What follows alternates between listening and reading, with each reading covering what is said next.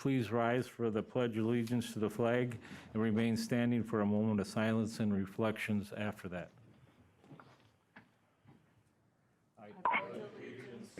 Allegiance to the United States of America, and to the republic for which it stands, one nation, indivisible, with liberty and justice for all.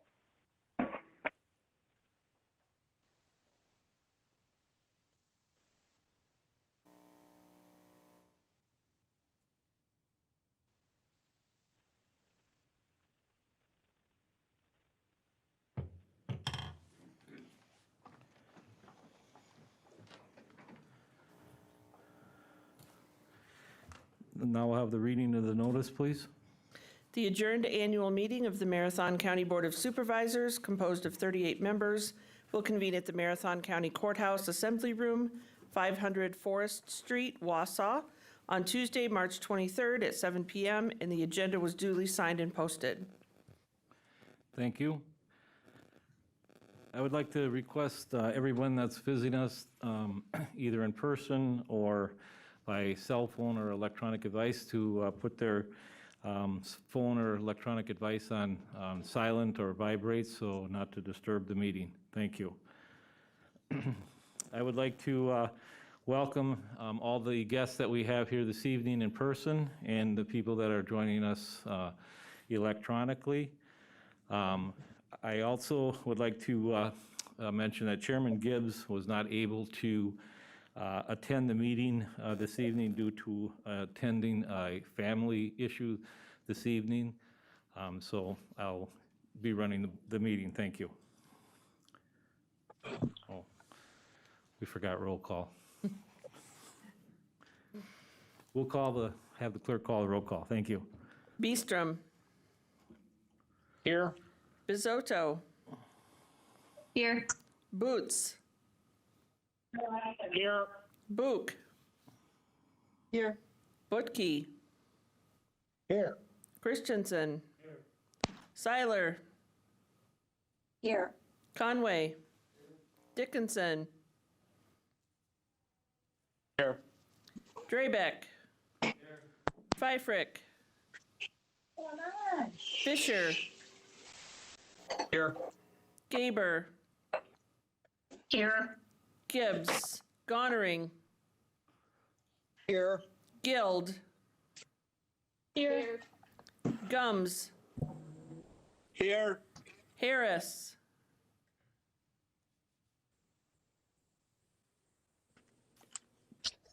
Here. Jacobson. Johnson. Krause. Lamont. Here. Longenhan. Leahy.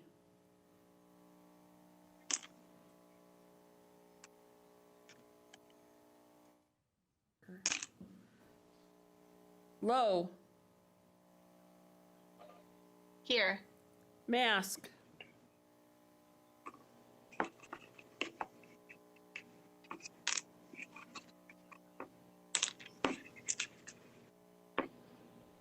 McEwen. Here. Oberbeck. Here. Opal. Here. Robinson. Here. Rosenberg. Schley. Here. Seefelt.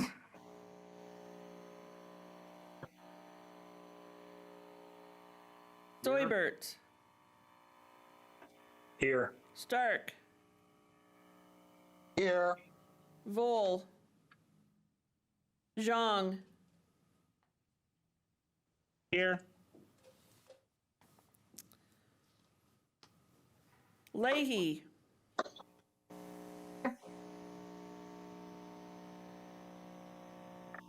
I can see you. Supervisor Leahy is here. Okay, there we go. Thank you. Supervisor Mask?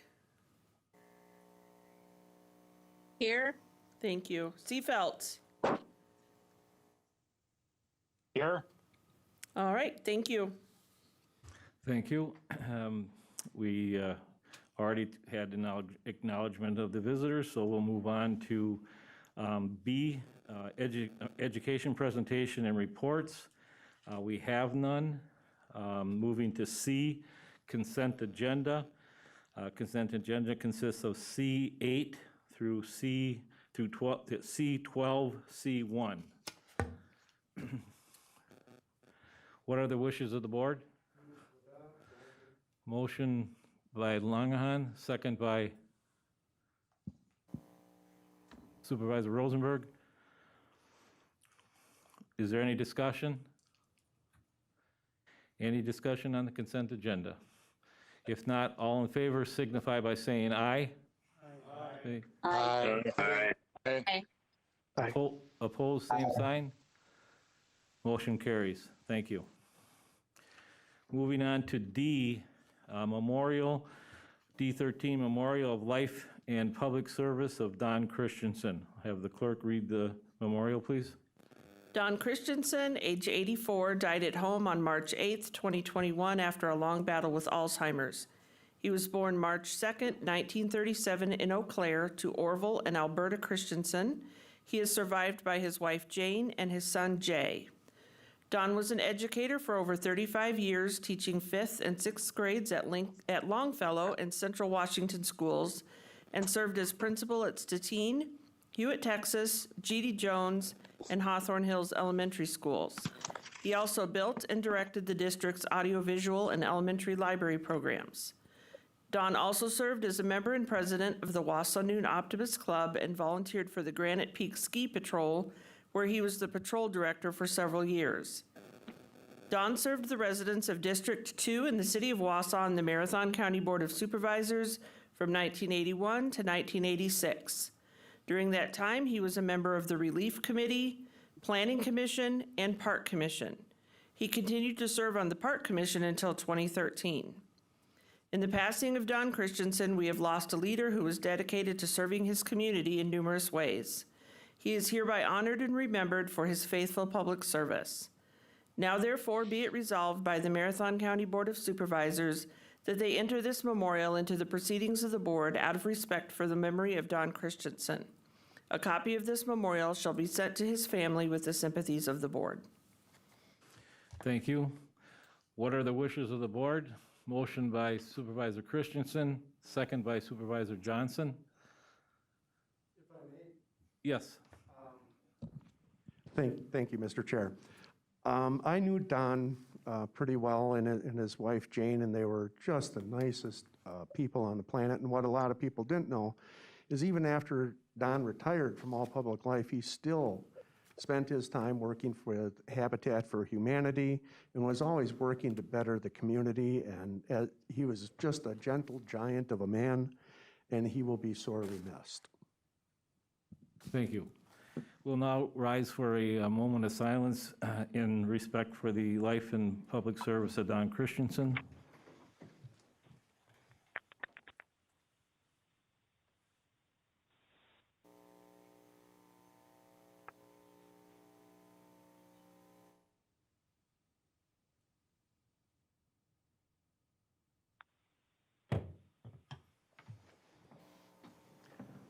Thank you. What's that? On this one?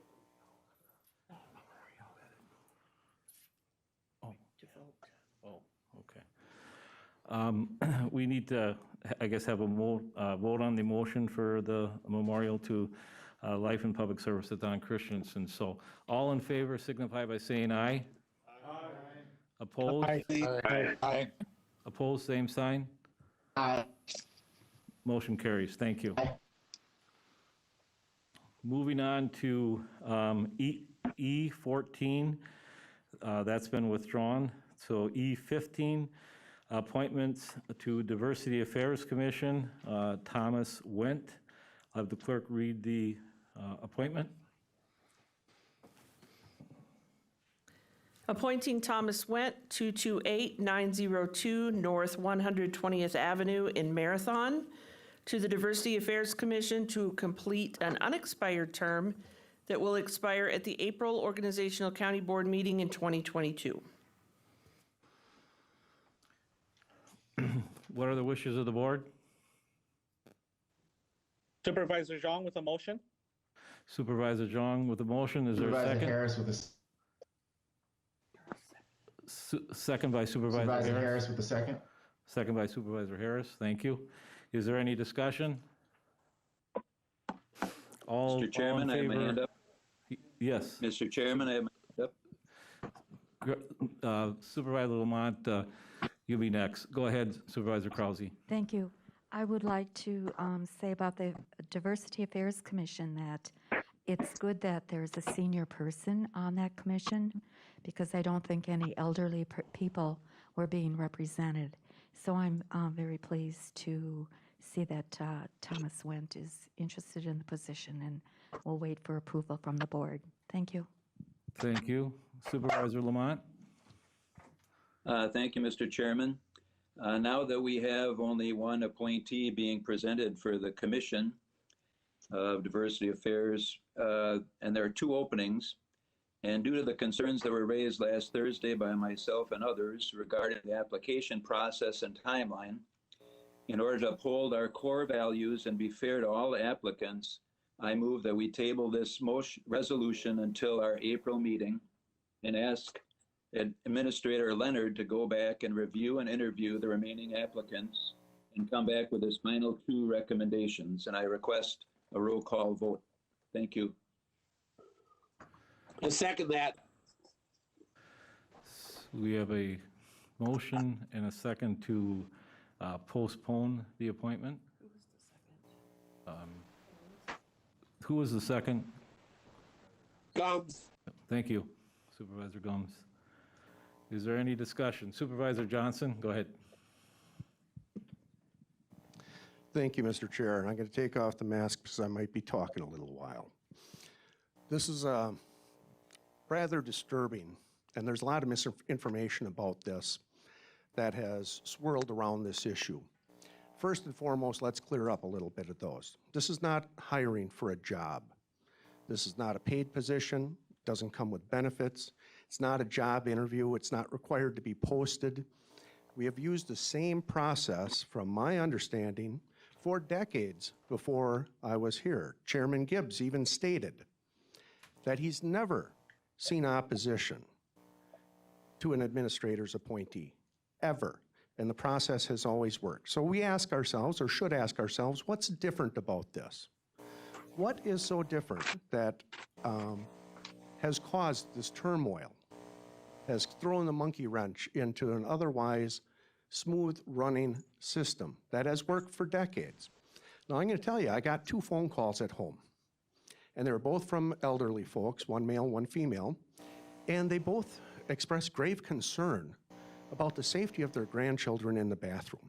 What that has to do with this appointment, I don't know.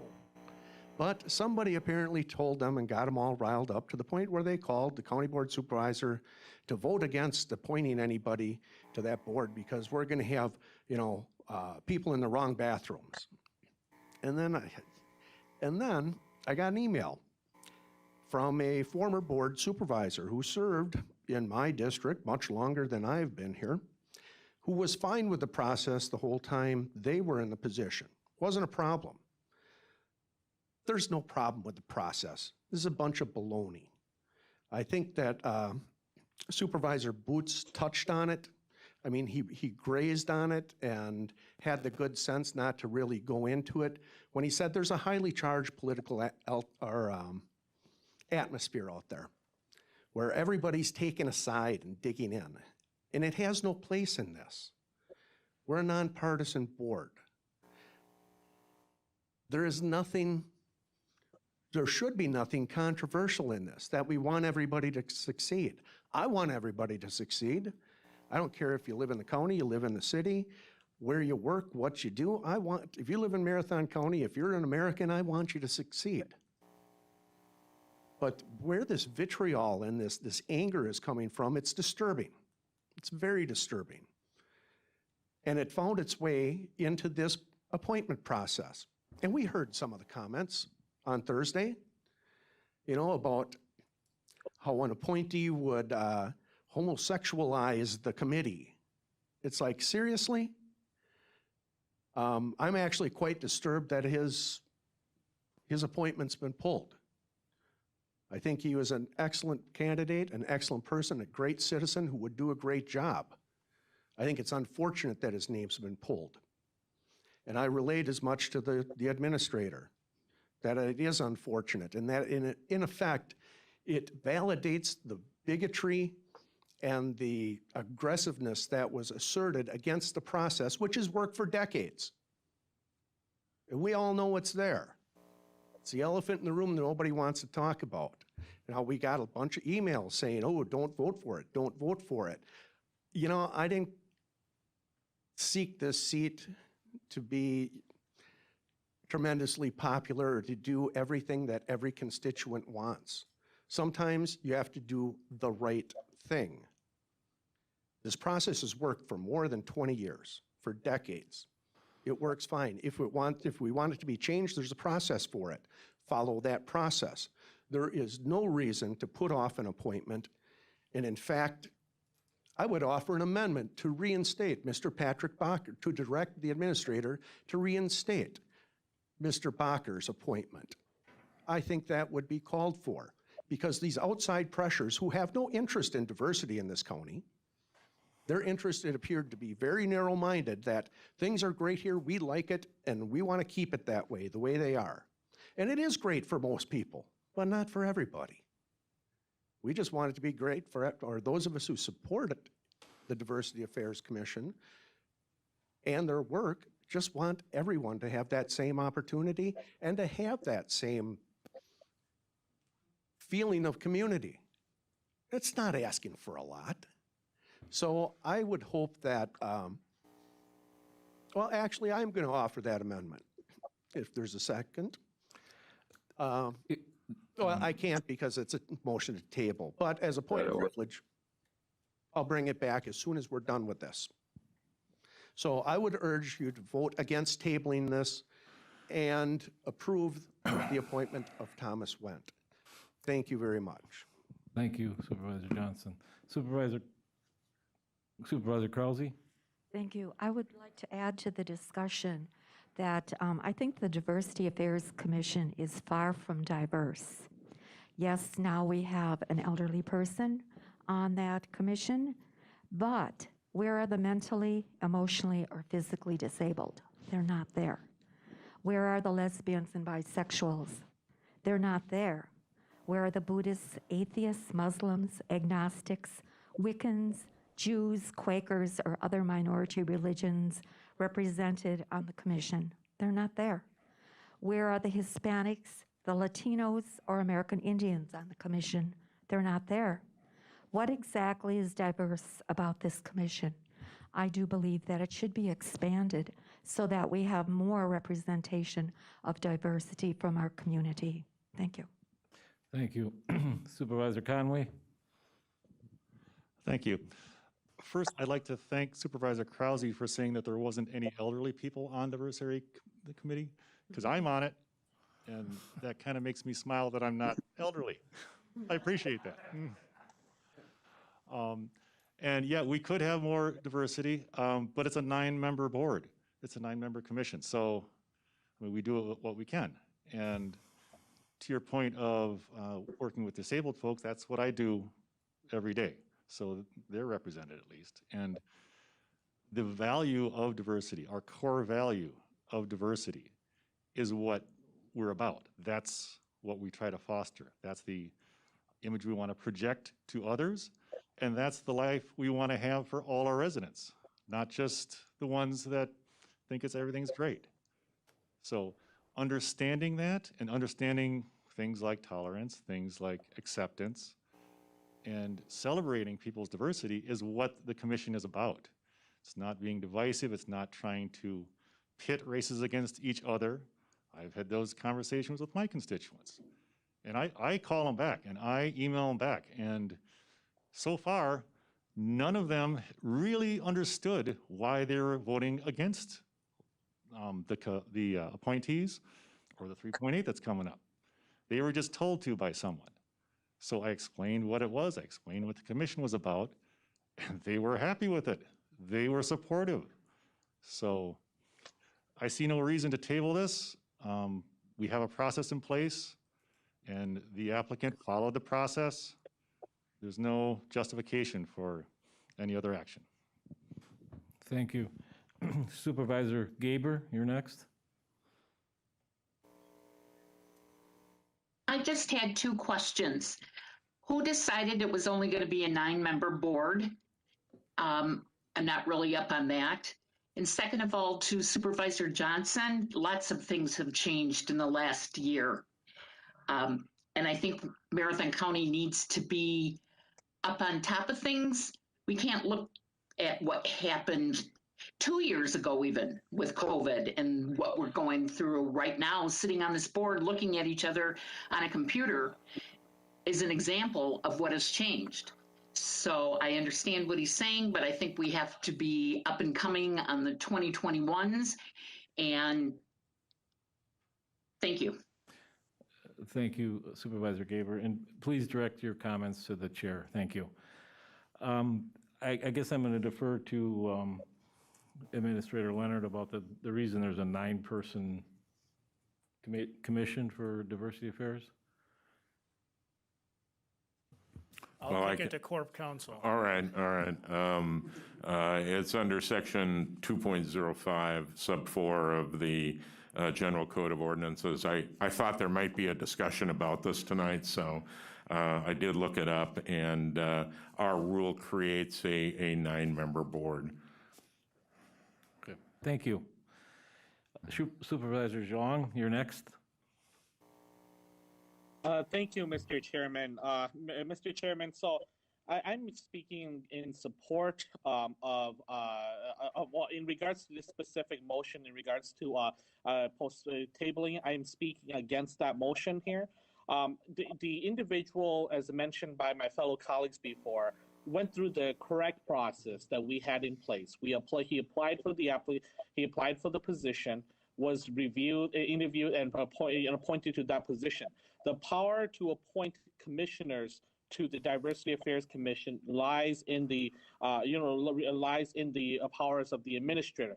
That power was granted from us in our Code of Ordinances. If we wish to change something, we should change it through the process that we had in place, and that is through the rules and review. Just like how we changed this Diversity Affairs Commission, expanding its membership from 7 to 9 at our rules and at our organizational meeting in April of last year. We need to do it the same way. It needs to be the same process. We can't just change it because we feel that it's not fair. Right now, we have to go through the same entire process as before. And I would encourage and hope that my fellow colleagues would vote against the motion to table and vote in support of the current appointee. Thank you. Thank you. Is there any other Supervisor Christensen? Thank you, Mr. Chair. I will also vote against this motion. I think what we're trying to do is change the rules in the middle of the game here, and I think we just have to follow the rules and be done with it. Thank you. Thank you. Supervisor Boots. Supervisor Boots, you're recognized. Just one quick question for the administrator. Depending on what happens with Thomas Wendt, I really don't know much about Thomas Wendt besides what I read in his resume. But now that we do not have Patrick in the mix, how long would we have before we are getting another person on that committee is my question, I guess. And we're obviously using the same protocol for that one, correct? If I may, Mr. Chair. Yes. With the one vacancy that would remain, should Mr. Wendt be approved, I envision allowing any interested applicants to complete the citizen participation form on the county website, including providing a statement summarizing their interest in serving, as well as any resume they may have. And based on the feedback from this body at your meeting last week, I would intend to continue accepting applications for that vacancy until Monday, April 5th, at which time I would then screen the candidates based on the mission and responsibility of the commission as it's laid out in your rules as referenced by Corp Counsel. and then I would interview the top candidates and bring forward the most qualified individual for consideration by the board, hopefully at your April board meeting. However, that is a compressed timeline, but that would be my intent. All right, thank you very much. Thank you, Mr. Administrator. Is there any other discussion? I have my hand up. Sly. Supervisor Sly, go ahead, you're recognized. Thank you, Mr. Chair. It's been brought up that we've had this policy in effect for decades already. Well, I am going to support tabling this. I think with the amount of feedback I have gotten on this subject, it's time for a change, and that is something we, as the county board and as Marathon County, we are not afraid to do. I feel if wrong, we try and. Thank you. Thank you. Thank you. Supervisor Fisher, you recognized? Yes, thank you, Chair. I would just like to request through this process from Administrator Leonard in ongoing interviews, just for the number of candidates that did apply through the time that there would be a potential one seat open through prior to the April 5th meeting. I would just like to know how many total applied to this potential open seat. Thank you. Thank you. Mr. Administrator? I believe your question, Supervisor Fisher, are you asking for that number today or at the close of April 5th? Did I give you that information? No, the close of April 5th. Yeah. Thank you. I will bring that information back. Thank you. Is there any further Supervisor Klein, Chairman, we're having an awful lot of feedback here. We're trying to figure out where it's coming from, Supervisor. Thanks. Thank you. I do have my hand up, Mr. Chairman, so. It's not showing up here. You recognize Supervisor Lamont? Thank you, Mr. Chairman. I just wanted to state that one of my main motivations for bringing this up was I had a neighbor not aware of his political persuasion, and I don't think that he was given a fair look at. So that's why I'm trying to encourage this change here. And I appreciate what Supervisor Kowski said. I agree that from a diversity point of view, I wonder, is there a conservative on this committee? That should also be listed. Thank you. Supervisor Book?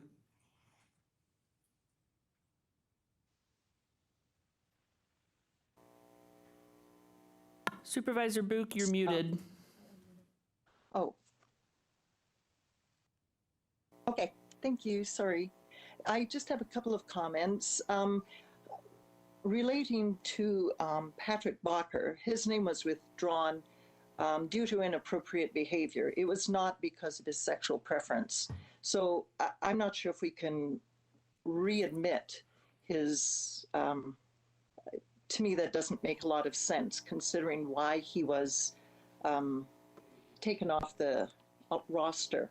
Regarding Thomas Wendt, my hesitation, as I understand it, he has only lived in Wausau since 2020 and continues to be allied with Chicago. To me, I'm thinking if we're going to make this board somewhat relevant and consistent, then we want people who have had some type of longevity in Marathon County.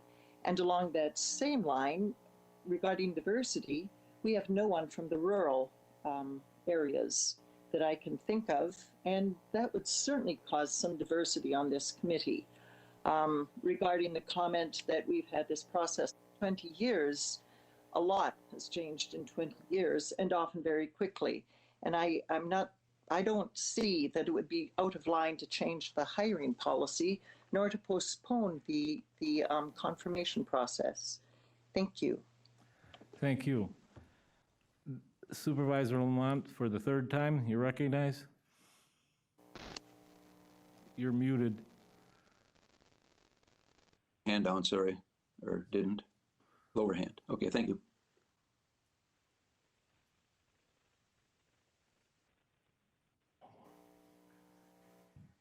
Thank you.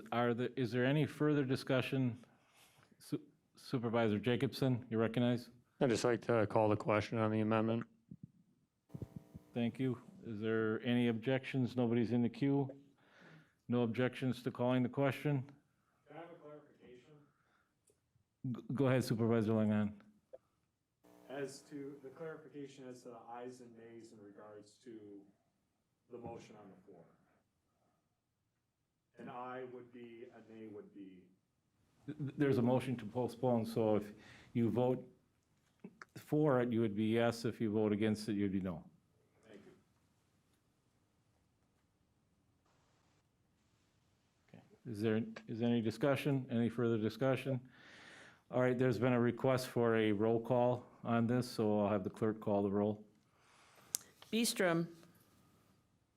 No. Bizotto. No. Boots. No. Book. Yes. Butke. No. Christensen. No. Seiler. Yes. Conway. No. Dickinson. No. Drebeck. No. Fisher. No. Gaber. No. Gonering. Yes. Guild. No. Gums. Yes. Harris.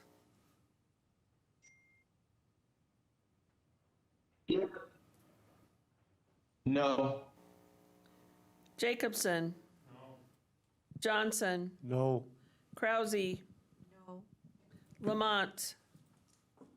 Yes. Longenhan. No. Leahy. No. Lowe. Nope. Mask. No. McEwen. No. Oberbeck. No. Opal. Yes. Robinson. No. Rosenberg. No. Schley. Yes. Seefelt. Yes. Soibert. Yes. Stark. Yes. Zhang. No. Supervisor Pfeiffer or Supervisor Vole, have you joined the meeting? Thank you.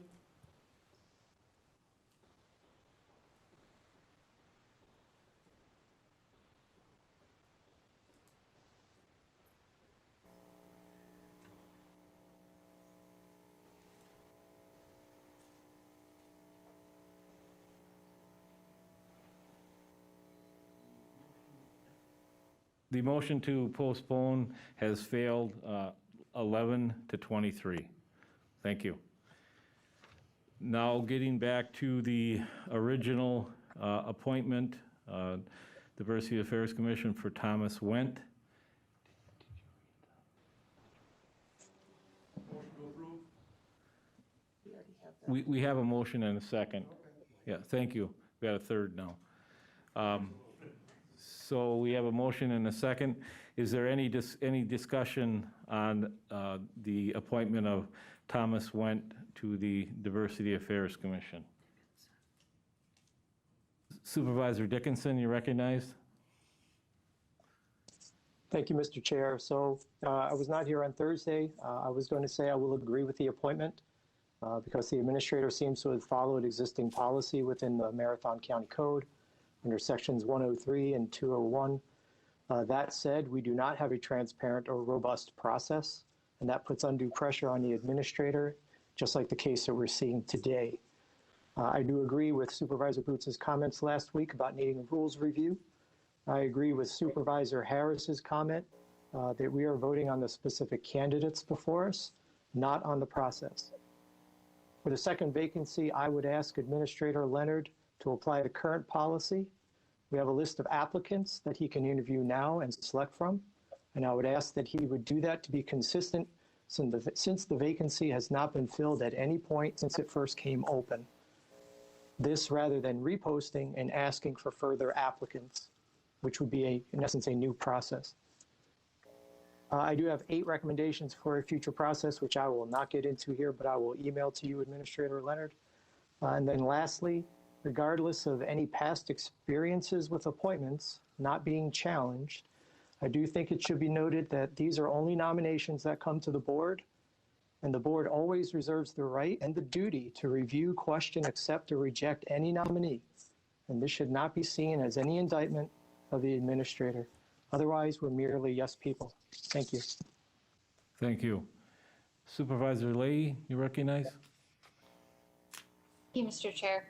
I am in favor. I will be voting yes on this appointment. I also think it's great that we're having new people, throw their hat in the ring for these appointments. Regardless of how long someone's been in this community, joining a government level committee or subcommittee is a great way to get more involved. It's a smaller step in getting involved than running for office, perhaps. So it's a nice way to jump in. And it's always good to have that new perspective. I see nothing wrong with new members to this community reaching out and telling us what they know from their previous communities, and maybe teaching us all a little something different in ways that we can be better and that we can work better here at the Marathon County government. So I'm happy to see new names being thrown in, and I hope that everyone will vote yes on this appointment. Thank you. Thank you. Supervisor Conway? Yes, I too appreciate a fresh perspective, and I think he'd bring this. And if you've looked at his resume, I mean, hell, it's better than mine. So I would definitely support him as a candidate. Thank you. Is there any further discussion on the appointment to the Diversity Affairs for Thomas Wendt? Supervisor Leahy? Yes, thank you again. Sorry, forgot one more point I wanted to make. Just that, I hope that the people who are applying and who are interested and showing interest in this particular commission do respect the mission of that commission and the purpose that it serves. And I hope that they are really ready to challenge maybe some of the things that they know and work together in support of the mission as stated with everyone who already belongs to that commission. We hear a lot that in recent discussion that we need to have a rural component, and that isn't explicitly stated anywhere that this commission has to be city folk. It isn't stated anywhere that it has to be an equal mix of city and country or suburb. Everyone is welcome regardless of location, but I think it needs to be stated that we should be in support of that mission regardless of where commission members are currently living and where they're coming from. Thank you. Thank you. Supervisor Gums, you recognize? Thank you, Mr. Chair. As I listen to the discussion, the thing that comes up is the word community. It almost seems like it's a WASA commission to the people that live out in the country, and that is why you're getting votes the way they're going. We feel unrepresented, and I think the city of Wausau is what this commission is about, and the diversity in Wausau and the country is being ignored, and really, maybe it should be the city of Wausau commission, and we should get out of the business, perhaps. Thank you. Supervisor Johnson? Thank you, Mr. Chair. I hate it when the city-country divide comes up. I represent a district in the city of Wausau, The county board's single largest expenditure is on county roads, culverts, bridges. I've never had one of my constituents complain about spending the bulk, a big chunk of our money out there, because it helps everybody. It's a benefit to the whole county, primarily those who live out there. But again, if we all do better, we all do better. So I don't want to talk about city-county divide. I mean, we're all in the same place here. We all want everybody to succeed. And I think that kind of artificial barrier, I'm sure people from the county come into the city, people from the city go out to the county. I mean, come on. I think that, Mr. Chair, that's a very harmful line to draw and to harp on and to focus on, because it misses the whole point of this, which is to embrace the differences and embrace the differences, celebrate our commonalities, and work to get to a point where everyone enjoys the benefit to the utmost of their ability. That's nothing controversial. So it really strikes a nerve when I hear somebody bring up the city-county divide, because the folks who live in the city never object. I've never heard one of my constituents say, you know, we spend way too darn much money out in the county. Never have. Excuse me, sir, in the back, I'm talking. If you could please. No, you don't have a question for me. You're not. We'll have some quorum here, that there are no questions by the audience. Thank you, Mr. Chairman. I just think it's unfortunate, and it takes away from the real mission and the real work of not just that commission, but the entire county board when that divide is brought up and emphasized. I just don't see it as productive. Thank you, Mr. Chair. Thank you. Supervisor Zhang is next. Thank you, Mr. Chairman. I just want to raise I guess, a point of order as well. I feel like we're getting off track a little bit by debating the purpose of the Diversity Affairs Commission. So I do want to raise that point. The second thing I just want to address is that in regards to the specific appointment of Thomas Wendt, I think he is a phenomenal candidate or nominee for this position here. I was not involved with appointing the individual, even involved with it, but looking at his extensive resume, I think he is phenomenal, would be able to provide us with a perception or perspective that would be very appreciated and valuable to the commission and our county. So I urge my fellow colleagues to support this nominee. Thank you. Thank you. Supervisor Booth. Supervisor Boots, there's several people ahead of you. We'll put you on the list. Okay, thanks. Excuse me? Oh. Next is Supervisor Butke. Thank you, Mr. Chairman. I will proudly support Mr. Wendt. He happens to be a constituent of mine in the town of Stettin. I would hardly consider the area that we live in urban necessarily. We're kind of in the exurbs, but he is eminently qualified, and I will be supporting his appointment. Thank you. Thank you. Supervisor Boots, you're next. All question. Thank you. There are two people in the queue. Is there any objection after that? We'll recognize Supervisor Krause next. Thank you. Supervisor Krause. All right, thank you. I don't see rural and urban as a divide. I mean, rural is part of the county. It's a part. It's not separate, or it's not a divide. I grew up in the rural area on a farm, and I lived in a huge urban major city in the United States. So I have the ability to appreciate both. And I've lived in the city, in the suburbs, in the small city, out in the country. And it's all becomes all a part of who you are. And I think it would be nice to have someone from the rural areas on the commission. I don't see it as a divide. I mean, I suppose people who lived all their life out in the country have a different perspective than people who have lived all their life in the city. So I think perspectives are great, different perspectives, different viewpoints. And I think it would be a plus to have somebody from the rural areas on the commission. Thank you. Thank you. And last will be Supervisor Robinson. Mr. Chair, I was just going to make the point that the individual that is before us does not live in a city. He's at 2289 North 120th Avenue in Marathon, not in the city of Wausau. I think that people should do their homework before they make statements. Thank you. Thank you. We had. Go ahead, Supervisor Jacobson. I just wanted clarification, Lance, just so I understand it though. So with the one remaining spot that is open, you do intend to go back to the list of people you have left and present something in April to us on that? That is correct. Okay, thanks. Thank you. All right. Can you repeat that, Mr. Chairman? What was the question? And Go ahead. The administrator will answer the question.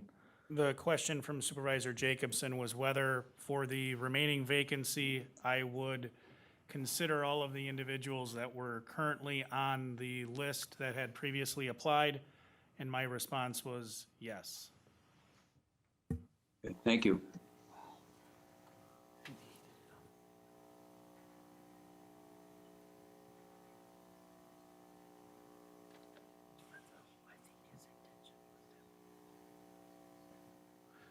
Thank you.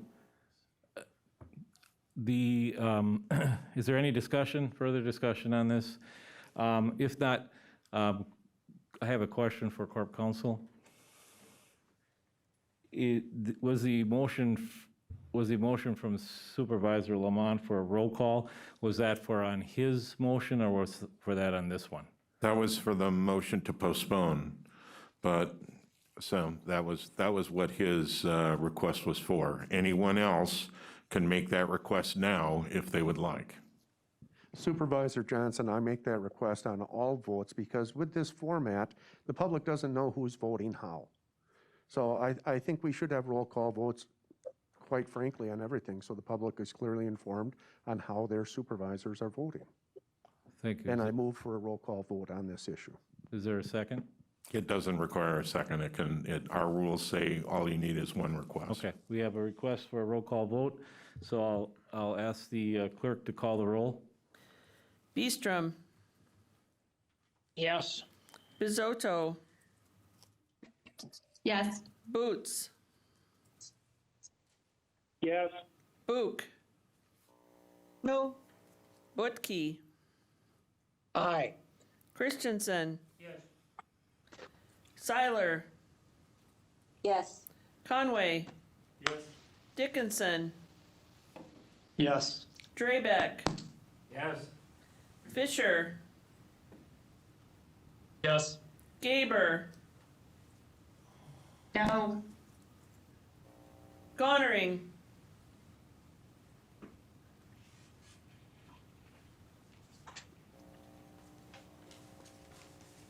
Guild. Yes. Gums. No. Harris. Yes. Jacobson. Yes. Johnson. Yes. Krause. Yes. Lamont. No. Longenhan. Yes. Leahy. Yes. Lowe. Yes. Mask.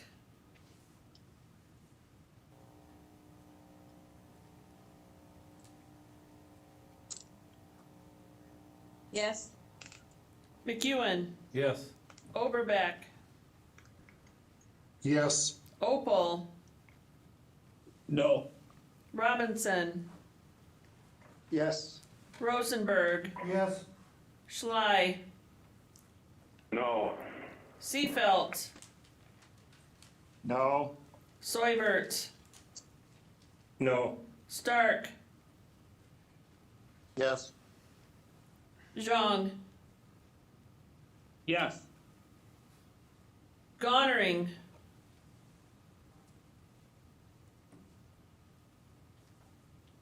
Thank you.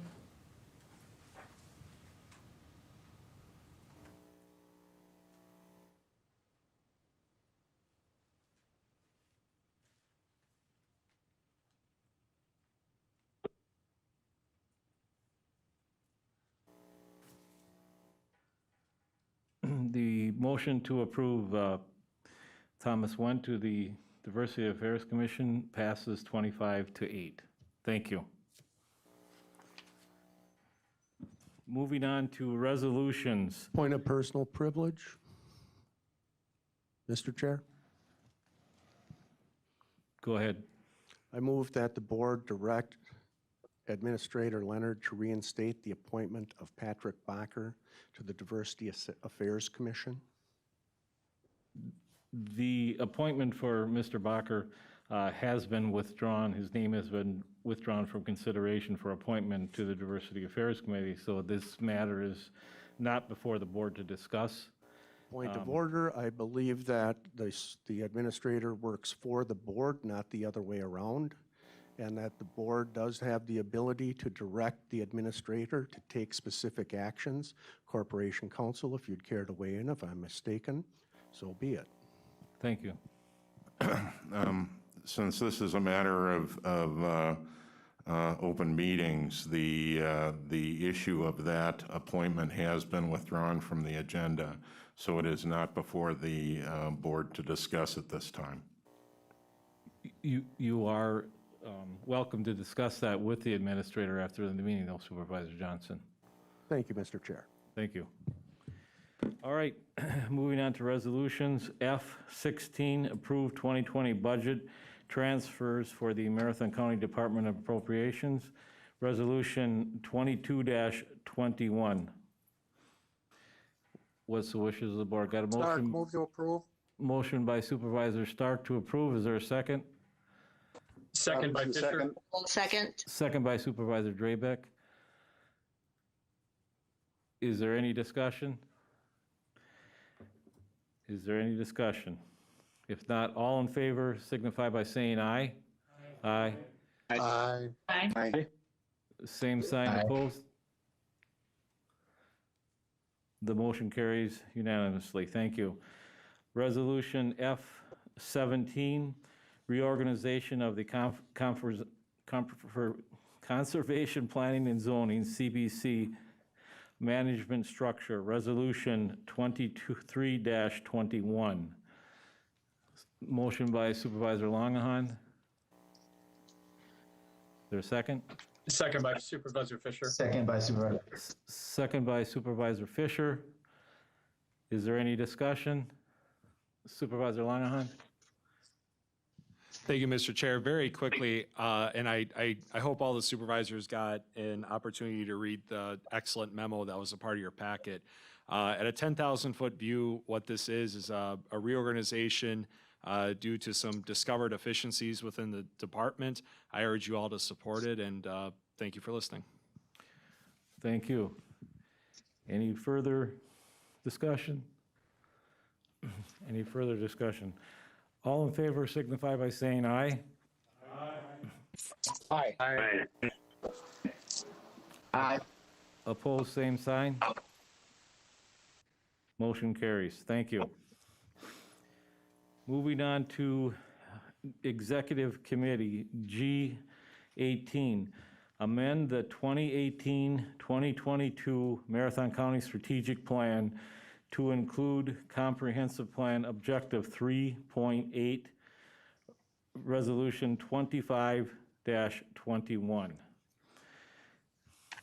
Supervisor Zhang with a motion. Motion by Supervisor Zong. Do we have a second? Supervisor Harrison, second. Supervisor Harris. Supervisor Robinson. Oh, I'm Mr. sorry. Chair, Supervisor Robinson, I thought you were seconding it, but we have a second from Supervisor Conway. So go ahead now, Supervisor Robinson. thank you. The issue we have before us today is not whether or not to adopt Objective 3.8 of the Comprehensive Plan. We already did that in February of 2016 by unanimous vote of the County Board. And I would defer to page 165 of the 173-page report. When we adopted the comprehensive plan, health equity was added to the plan to address one of the wicked problems facing residents, or perpetual problems that are very difficult to deal with. It was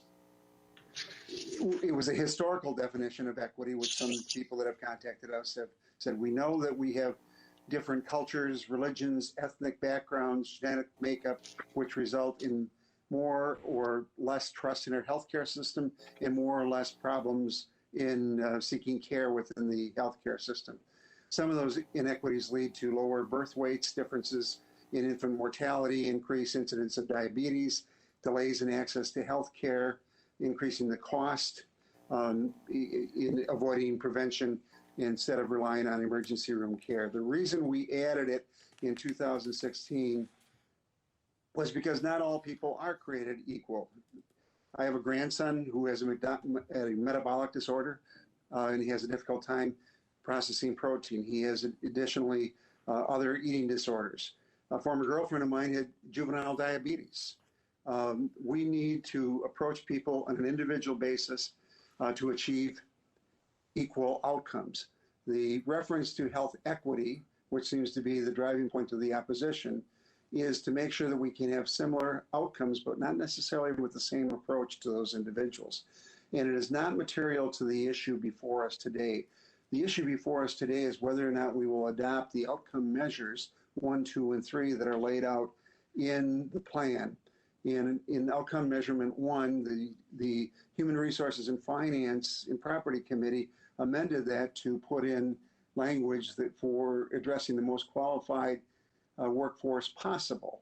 What we do is we set up objectives for the administrator to develop a plan by the end of the year, to begin to implement that plan next year, and for the Diversity Affairs Commission to develop a strategic plan to address the 4 categories: public health equity, to reduce and eliminate health and social disparities, promote cultural competence, and cultivate an environment where cultural diversity can flourish.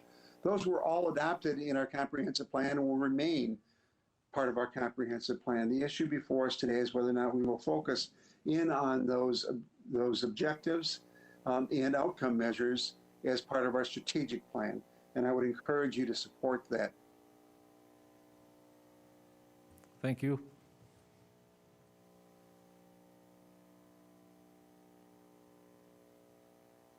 Supervisor Cyber here. Go ahead, Supervisor Pfeiffer. I'm a little confused on outcome measure number 1. Isn't Marathon County doing that now? Aren't we hiring the best qualified people available? This tells me that we're not hiring the best qualified people available.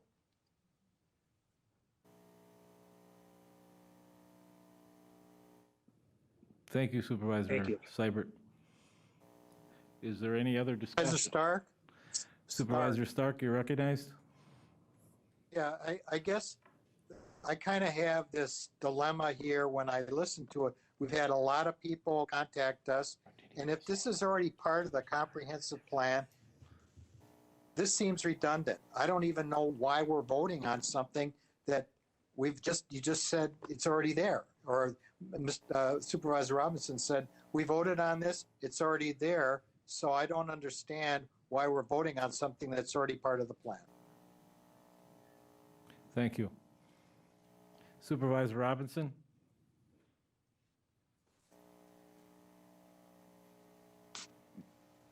Supervisor Robinson, you're muted. Go ahead.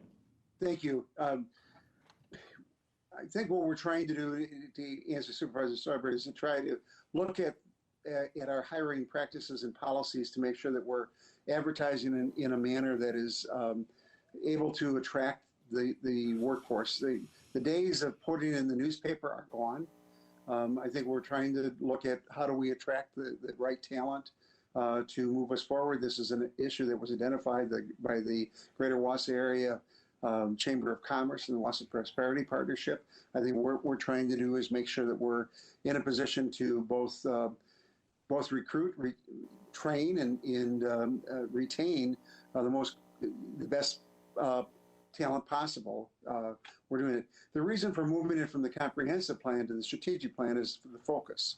The comprehensive plan is a 15 to 20-year document. The strategic plan is a 2 to 3 year document. And this was a request from the Diversity Affairs Committee to elevate it when we went through the priorities a couple of years ago, and we established the objectives that we would focus in on. This was right at the, was in consideration but didn't make it. In light of the challenge that, or in the redefining of the role of the Diversity Affairs Commission, and I think due to pressures to recruit the most qualified employees, this was moved up. Thank you. Supervisor Zhang, you're next. I was just gonna echo. I was gonna say exactly what Supervisor Robbins said. So he did cover what what the remarks I was going to say, and I did lower my hand and must have done it a little late. Thank you. Thank you. Supervisor Gums? Yes, thank you, Mr. Chair. The problem here out in the country again, and nobody wants to, everybody thinks they're out in the country. Out in the country right now, there's a lot of animosity because the USDA has forgiven black farmers their loan at a rate of 120%. And now we want to talk about equality. Why would that be that way? And equity and fairness. And you wonder why rural America is upset. Well, that would upset you. It's just not a good time. It's not a good time, and I will not support it. Thank you. Thank you. Supervisor Lamont? Thanks.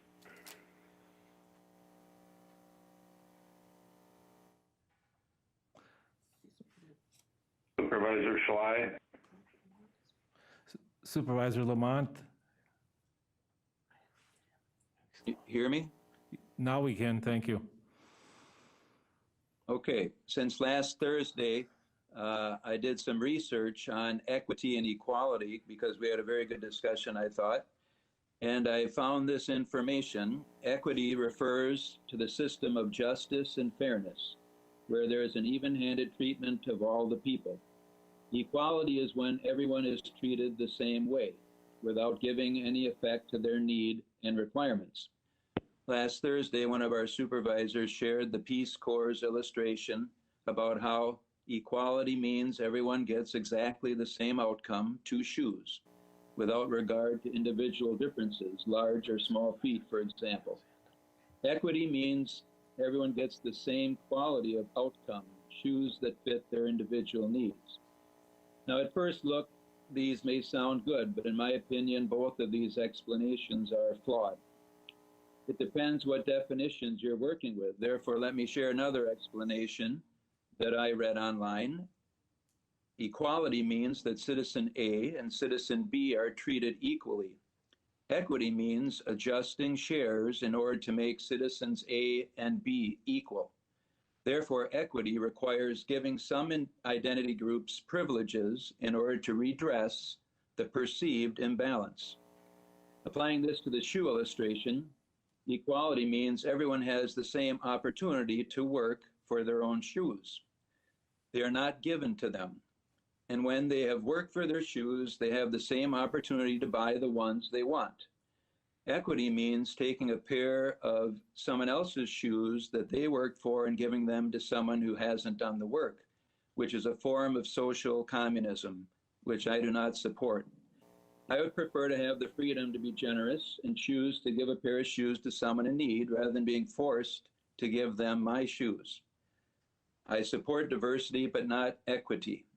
Some might regard equity and equality as synonymous, but words are carriers of meaning, and semantic distinctions matter.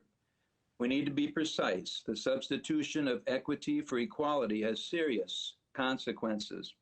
Therefore, I propose amending this resolution to read equality, not equity. Promote health equality.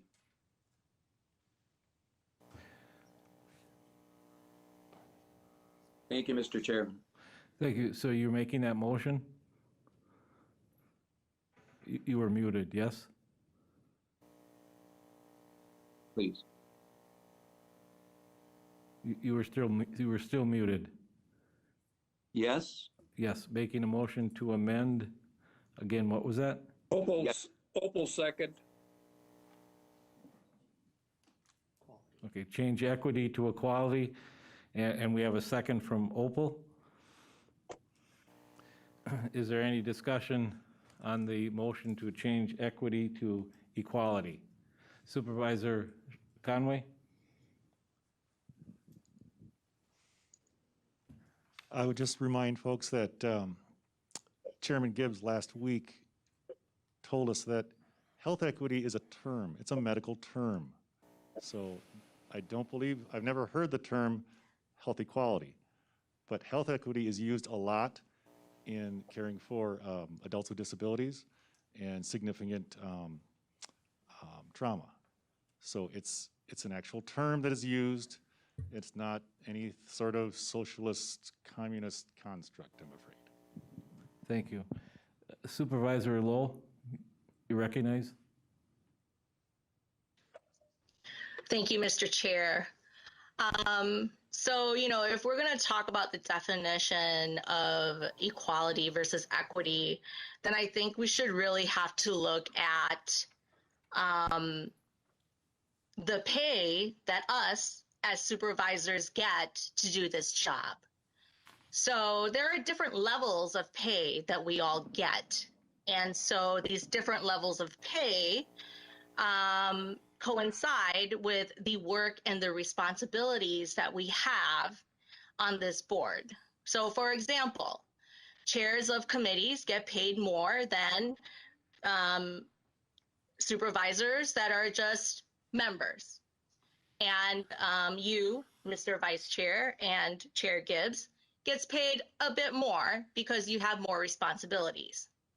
So if we're going to nitpick equality versus equity, then maybe we should all get paid the same then too. If we're going to say that we want equality instead of equity, because now we are not going to get paid what we deserve for the work that we do. Thank you. Thank you. Supervisor Sly, you're next. Thank you, Mr. Chair. My comment was before the amendment. I don't know if there was a second or not, but my comment was that I totally agree with Supervisor Stark for number one and Supervisor Gumbs. When I got on the county board 11 years ago, I sat on human resources, and at that time, I seen a lot of the hiring and so forth was done. We don't need to have some more regulations telling us how we're supposed to hire, who we're supposed to hire. We already have that. We are already doing what is right.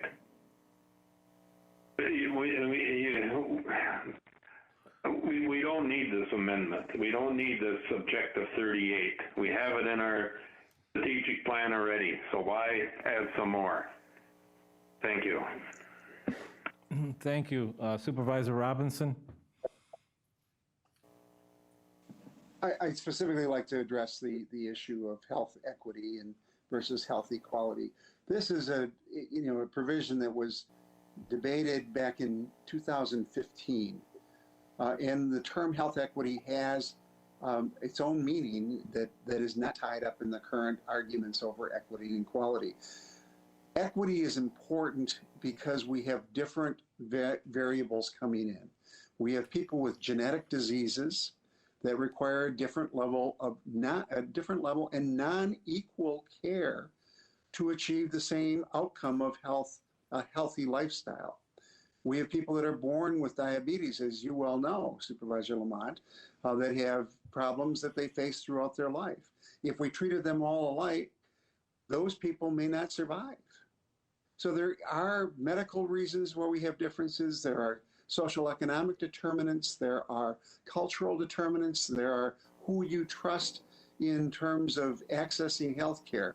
We know that with the plainclothes people, we need to work through the bishops. We know that with the Hmong community that there's a strong reliance on shamans, and we need to overcome some of those differences, cultural, genetic, or whatever. That's why the word equity is in there. It was put in and adopted by this county board on a unanimous vote in 2016. I don't see a reason for us to change it now. Thank you. Supervisor Johnson, you're next. Thank you, Mr. Chair. I guess I just want to point out that, there's been a concern raised that our process is already getting us the best candidates, that we're getting the most diverse and best workforce that we can.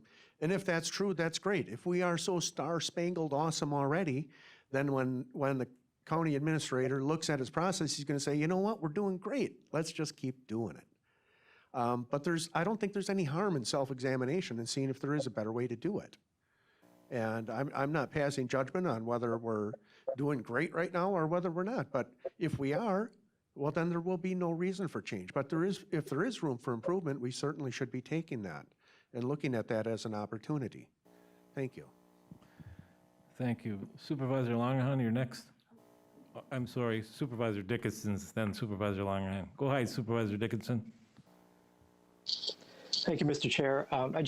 We're just talking about the equity question here. It does talk about health disparities being a symptom of broader social and economic inequities. The Kaiser Foundation describes that these things are rooted in structural and systemic barriers across sectors, including racism and discrimination. So when we talk about health equity, we're not just talking about the various kinds of issues that people have. Within that definition, it gets into the social and economic inequities. It gets into structural and systemic barriers. And whether we like it or not, that upsets some people. So I just want people to have a recognition that that word, wherever it's used, in this conversation of the context of this country at this time, is a tough word. I think that's fair to give that to people, to have that conversation. The WHO, even talking about health equity, talks about the social determinants of health, non-medical factors, in which people are born, grow, work, live, age, a wider set of forces. So now we're taking health equity from a comprehensive plan where it can be somewhere, which I never voted on in 2016. And now you're asking me to elevate it into the strategic plan, which is a 3 to 5 year plan through 2022, and put it amongst one of the 13 other issues, or the other 12 issues that are elevated focus, which Supervisor Robinson had mentioned. And I think it's fair for us to have those questions and to look at that. There's nothing, racially motivated in that. These are just having this conversation about it. Certainly, we want to make sure when it comes to health that people have the best care possible. How is Marathon County supposed to do that? I mean, isn't that a function more of Marshfield Clinic or Aspirus or Ascension or whomever? Now you're elevating it into the government focus directly amongst 12 other items, which have health already addressed in them, mental health, child's health, that addresses all people, not just individual groups of people, which is defined within health equity. So I don't have a say on the health equity or health equality. I do have a say, and we'll mention more, after we move beyond this, about moving this into the strategic plan. But I do think it's fair for people to question. Thank you. Thank you. Supervisor Gums, you still have your hand up. Do you wish to speak? No, sorry. Thank you. Supervisor Longahan, you're next. Thank you, Mr. Chair. I'd make a request to the clerk. Could the clerk please read back the amendment that's on the floor? The motion was to replace health equity with health equality. In what specific manner? Because I believe Supervisor Lamont referred to it in the resolution, but I could be wrong. It's actually in strategy A of the objective 3.8. That's correct, but I think Supervisor Lamont said the resolution and not the plan. Yes, you're correct on that, but I meant to say the plan. Thank you. So just to clarify, the motion was to replace health equity with health equality in the plan and not the resolution. Is that correct? Yes. Thank you.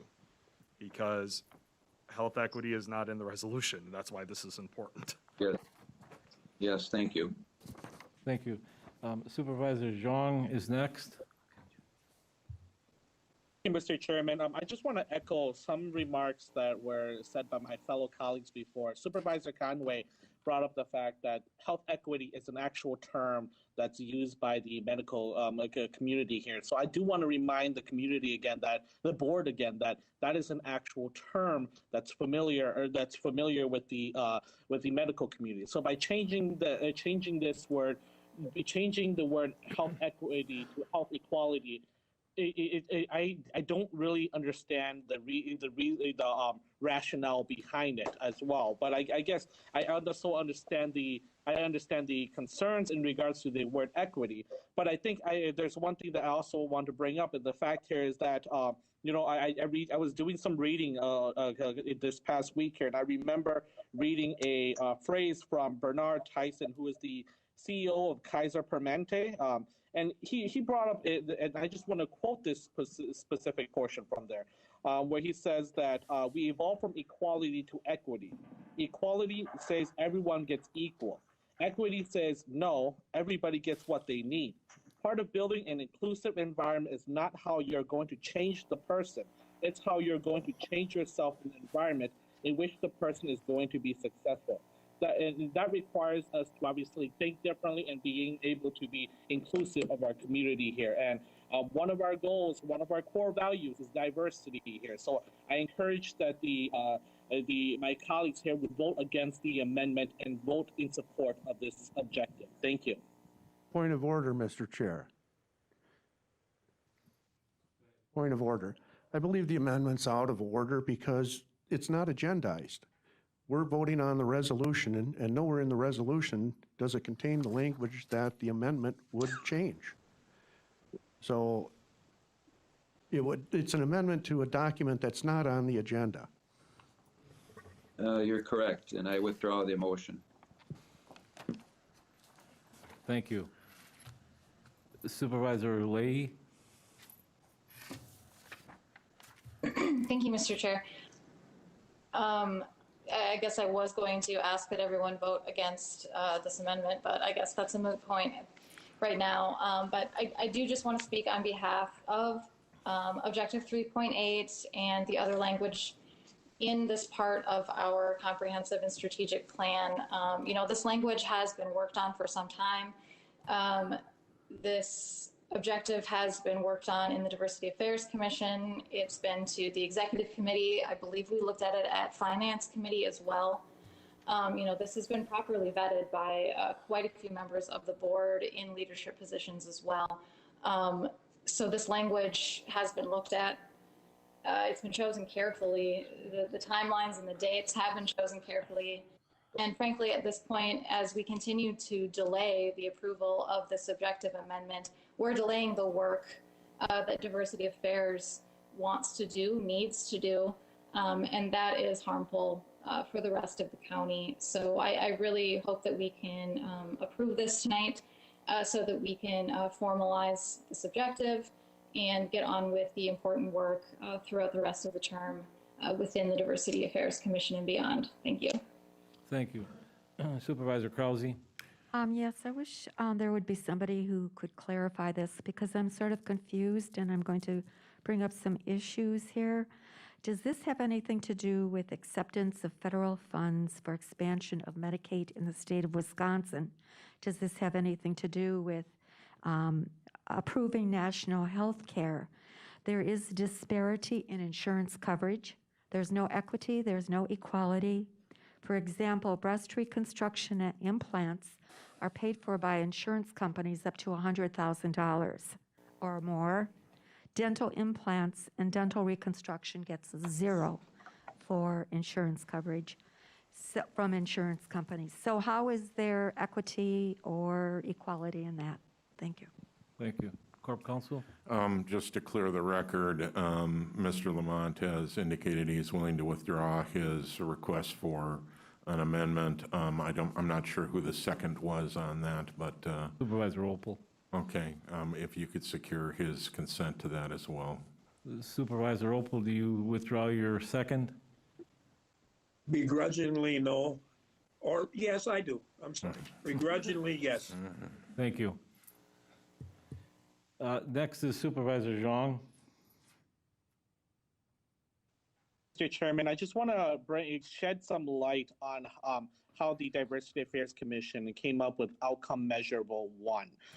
The Diversity Affairs Commission had a lot of discussions throughout the last 2 years here in regards to our current employment and to see whether it reflects our community. Obviously, we acknowledge the fact that we want to make sure that we're hiring the best and most qualified individual for the position. So the example I am going to use here is a fishing example. If we want to be able to get a more broad group of individuals to apply for this position, it'll be according to this example. Obviously, if you want to get more different variety of fishes, you would fish in a variety of ponds or ponds with different type of fishes. But if you keep focusing on a pond full of trouts, you're going to get all the fish you're going to get is trouts. So what we're trying to do here in the outcome measurable 1 here is expanding and is directing the county administration to develop a plan on how to expand our recruiting, retaining, plan to be able to attract the most qualified workforce possible. It does by recruiting the most and retaining the most qualified workforce possible. It's not saying that we're going to be hiring an individual based on their color of their skin. It's not saying that we're going to be hiring an individual based on their gender, but rather it's going to be with the fact that we're going to expand and showcase our current opportunities in our county here to a wider range of networks. So I hope that clarifies to some individuals here who are concerned about hiring people based off their color of the skin or their gender. It's more of how we can expand to get a wider range of candidates to apply for our positions. Thank you. Thank you. Is there any other discussion? Supervisor Jacobson? Thank you, Mr. Chair. Well, just to the last comment, it seems kind of counter to what we just did earlier tonight, because I had a whole bunch of people email me asking the administrator to take his fishing boat back out. And Chair, I cannot hear Brent. I think my microphone died, so I'll speak as loud as I can. Just take this one.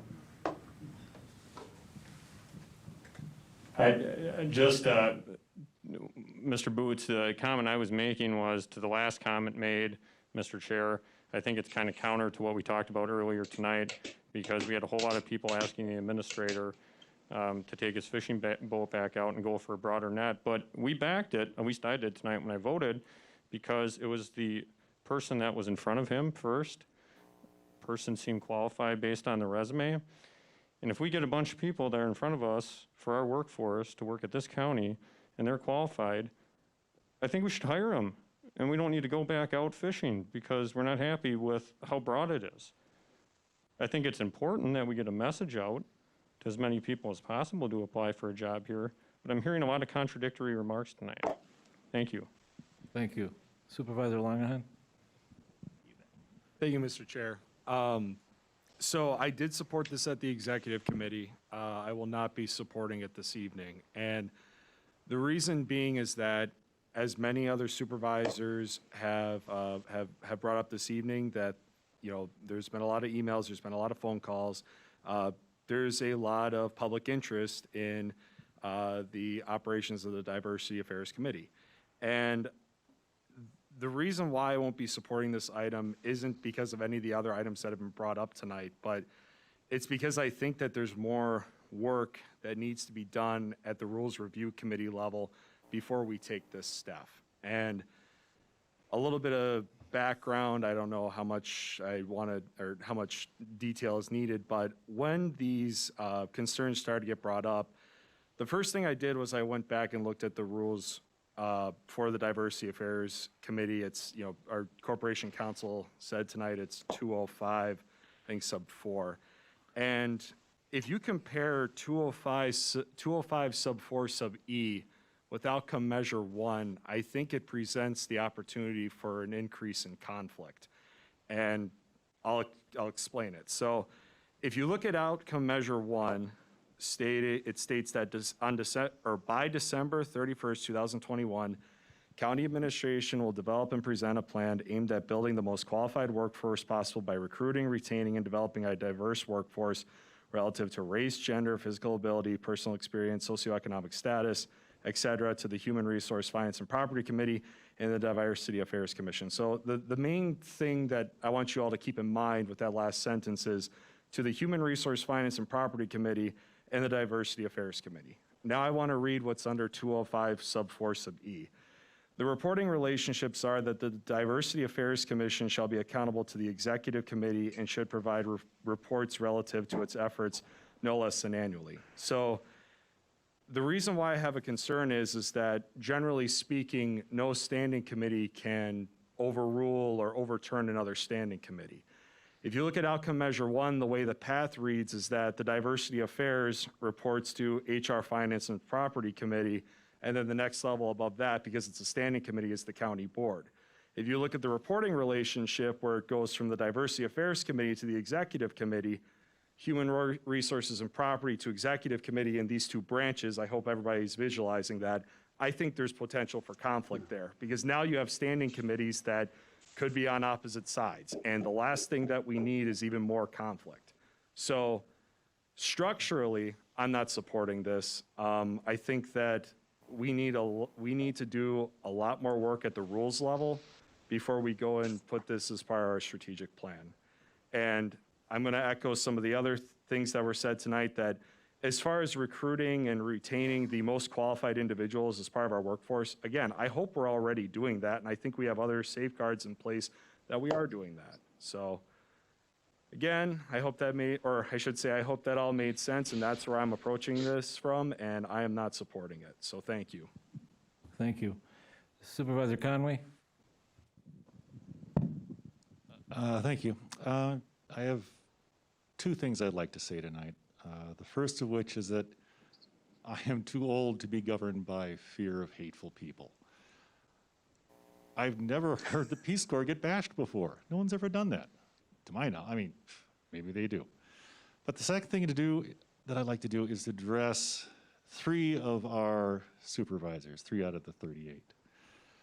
I'd also like to talk to all the members of the Black community here in Marathon County, as well as all the other communities of color, the Latinx and Hispanic folks, Indigenous people, our Hmong community, other Asian American folks, plus everyone from the queer community too here in Marathon County, the gay folks, lesbians, folks who are bi and fluid and pangender, transgender, all of them, as well as our disabled friends and relatives and loved ones right here in Marathon County.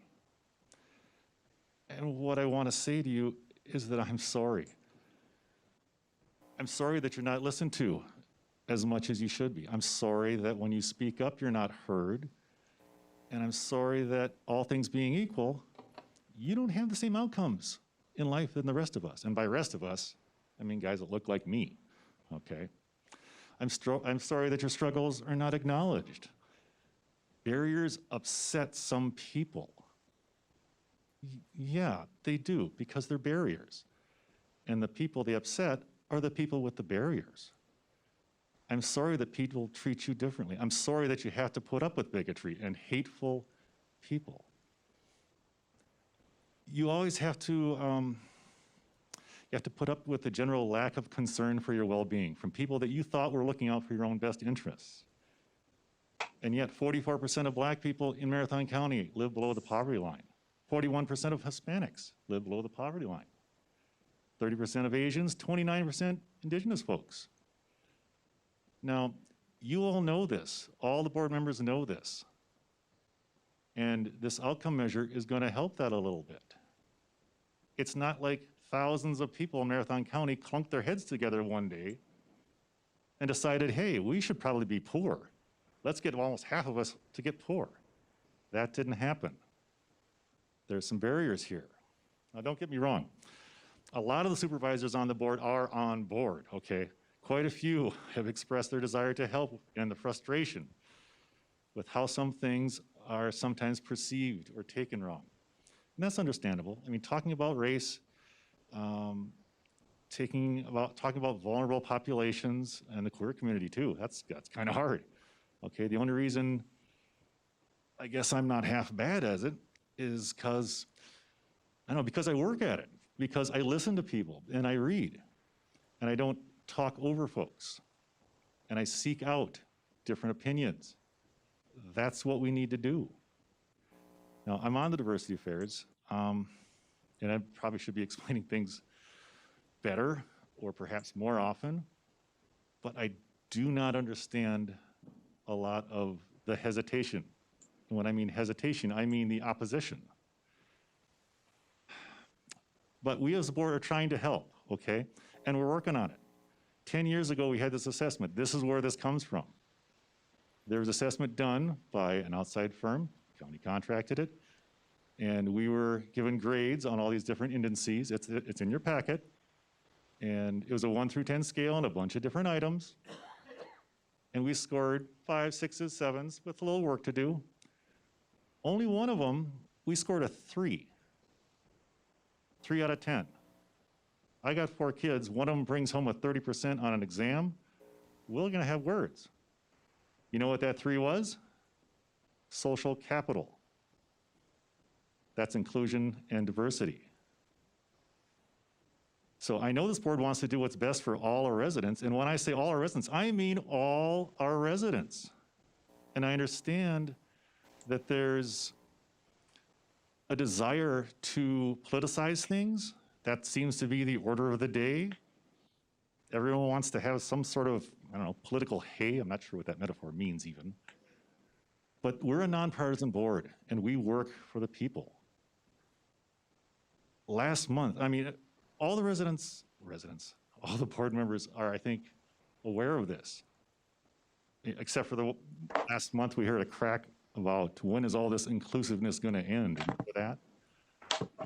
I don't want to know where this ends, if it ends badly. If it ends well, it ends with barriers being removed, with people being treated equally.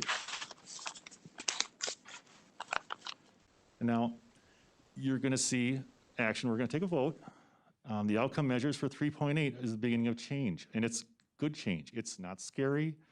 There's nothing really to fear. It's been in our comp plan for a while. Putting it on the strategic plan is going to have it gain traction and let people know that this is our focus. Let our marginalized populations in Marathon County know that we see them, that we get it, we understand, and we're going to try and make it better. That's why I'm supporting it. Thank you. Thank you. Supervisor Dickinson, you recognize? Thanks, Mr. Chair. I have a question.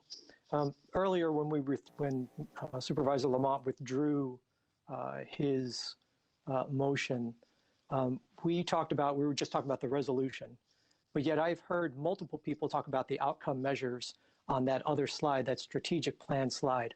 Are we talking about that slide that says objective 3.8 on it, that has strategy A through D and outcome measures 1 through 3? Is that for us to be discussing? Yes. Okay, then I'm going to speak to it. It is vague. There are statements in here about promoting cultural competence. I would ask the question, whose culture? How can that be measured? Who's getting the training on that culture?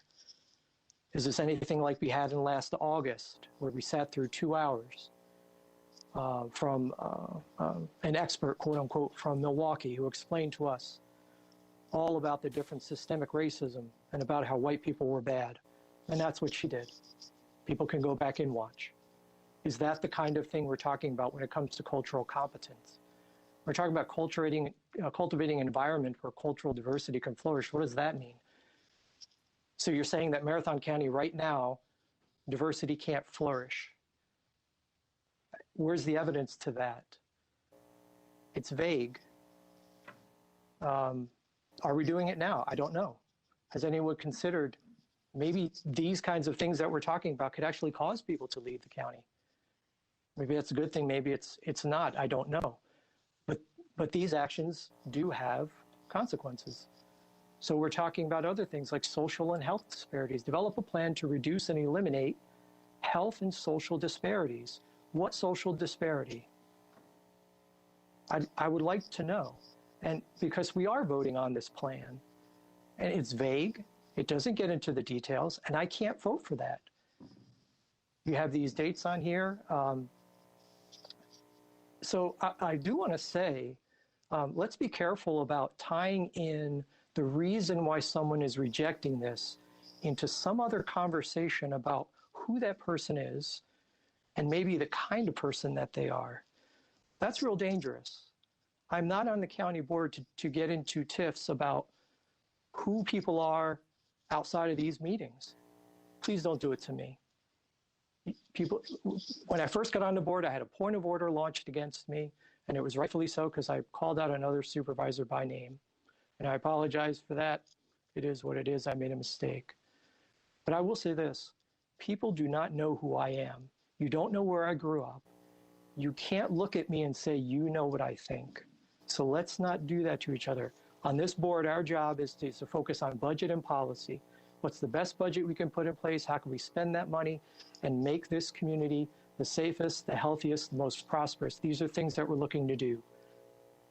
If we're not already reaching out, like someone else had mentioned, to other areas to recruit people who are more diverse than maybe what we have here in the county, I would ask, why aren't we doing that right now?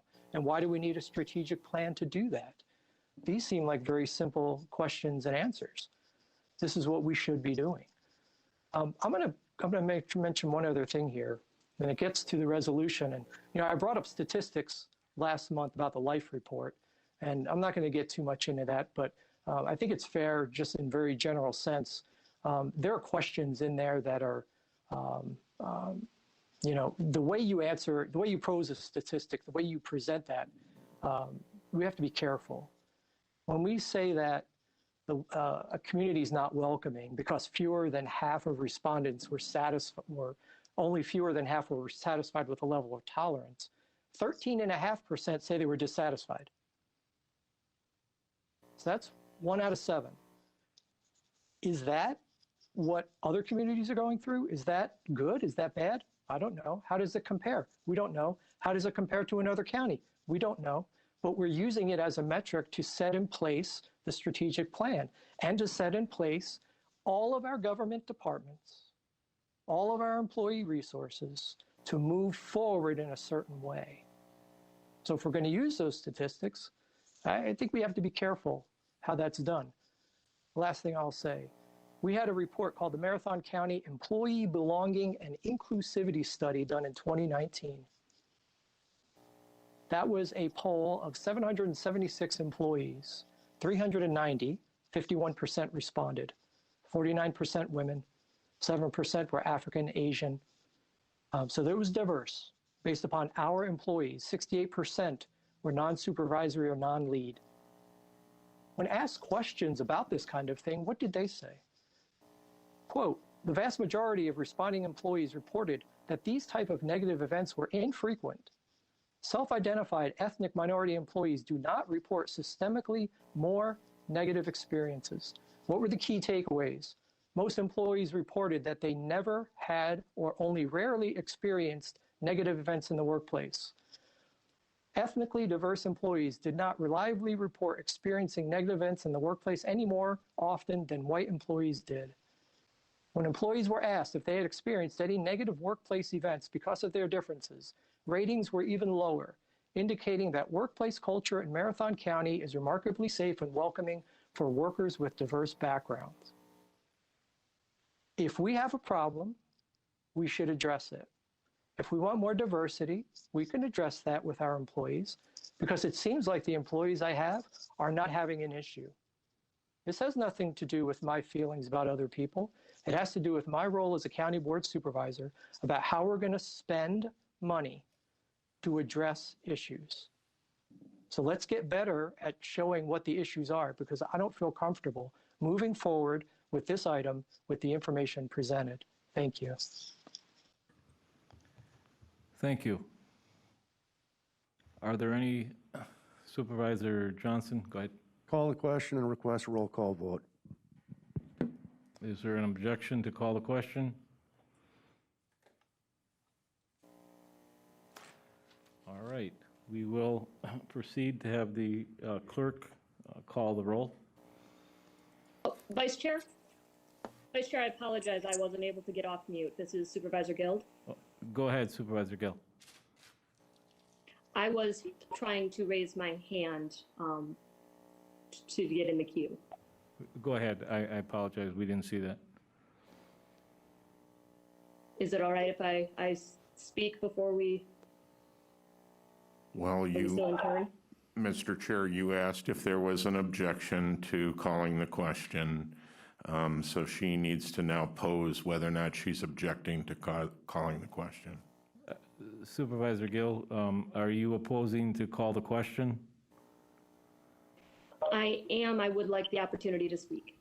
Then Mr. Johnson must make his request as a motion. It must be seconded, and it requires a 2/3 majority to terminate voting or terminate argument.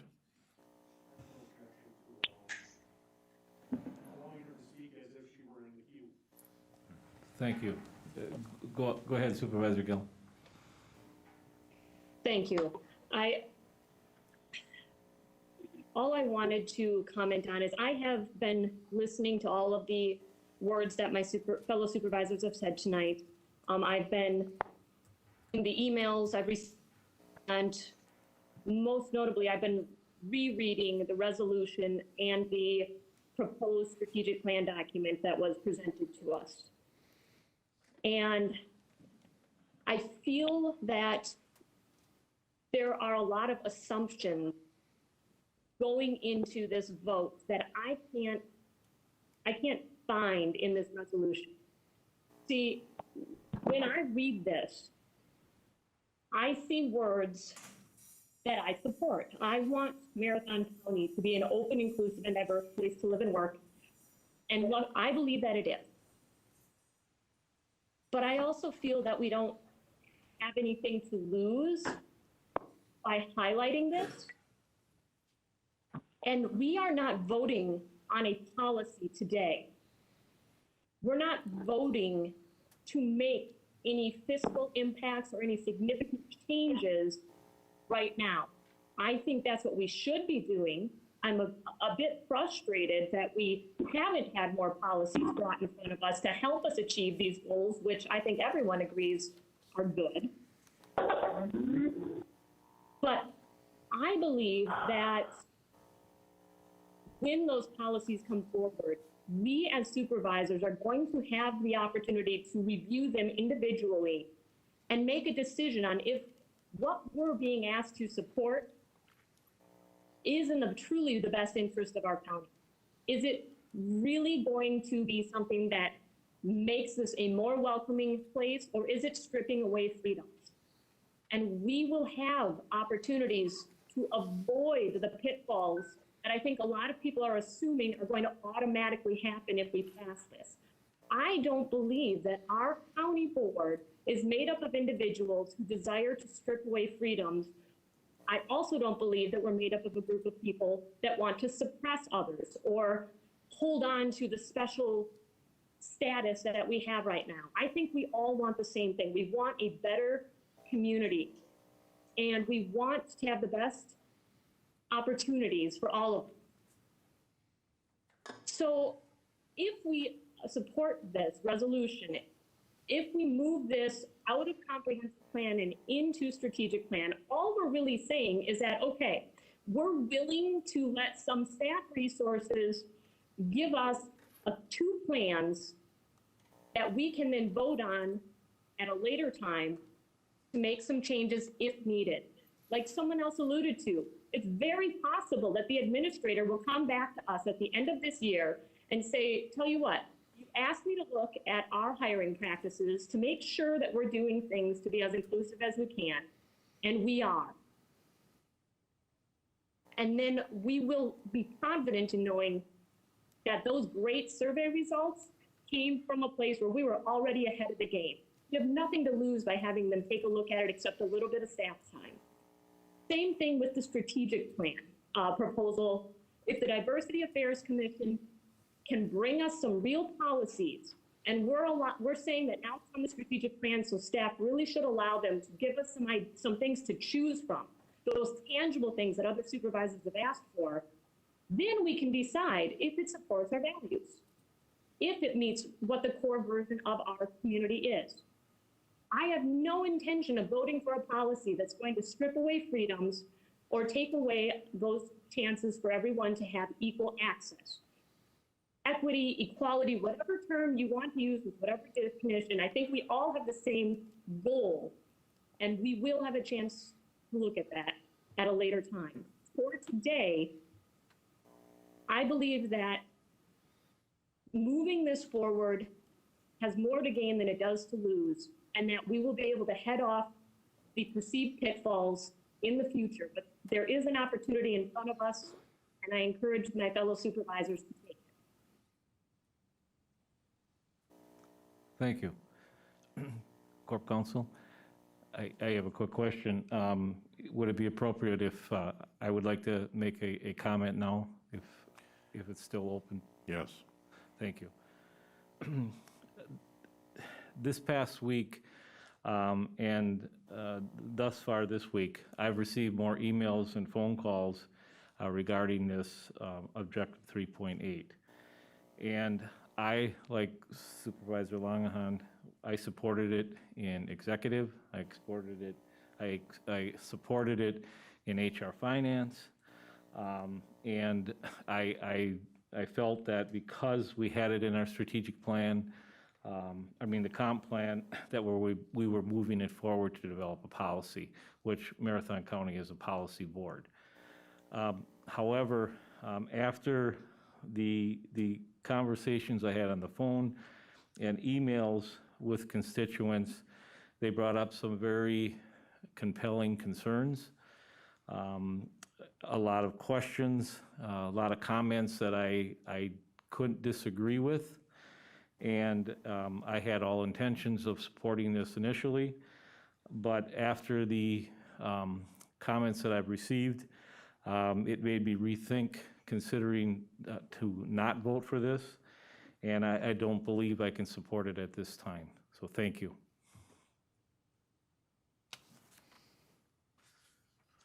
Is there any further discussion? A question was called. Is there any objection to the question being called? Oh, that was still in effect, okay. Okay, I guess we already had that answered. So I'll ask the clerk to call the roll, please. Beestrom. Yes. Bizotto. Yes. Boots. No. Book. No. Butke. Yes. Christensen. No. Seiler. No. Conway. Yes. Dickinson. No. Drabeck. No. Fisher. Yes. Gaber. No. Gonnering. No. Guild. Yes. Gums. No. Harris.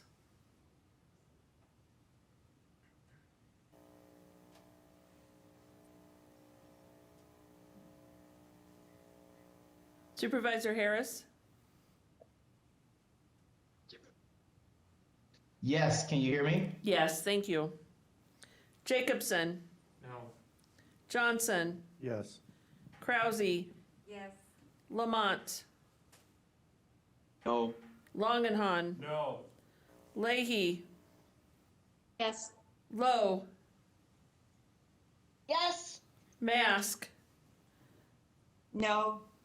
McEwen, No. Overbeck. No. I'm sorry, Supervisor Overbeck, can you repeat that, please? No. Thank you. Opal.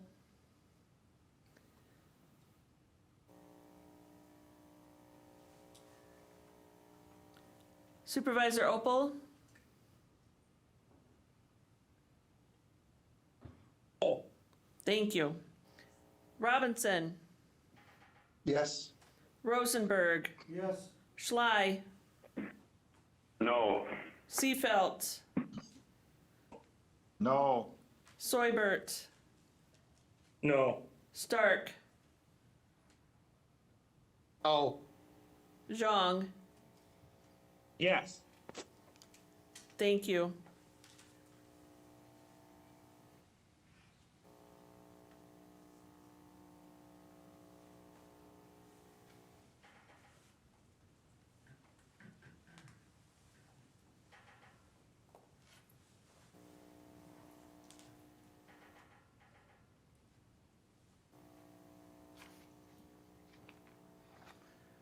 The motion to approve 3.8 has failed 20 to 14. Thank you. All right, moving on to H, to announcements and business. Announcements, or is there any announcements or requests from the supervisors? Supervisor Robinson, go ahead. Thank you, Vice Chair McEwen. It's my honor tonight to recognize Frank Mantell, who's our Human Resources Director, who is retiring after, well, he joined the county in March of 2002 after 14 plus years of experience in other counties.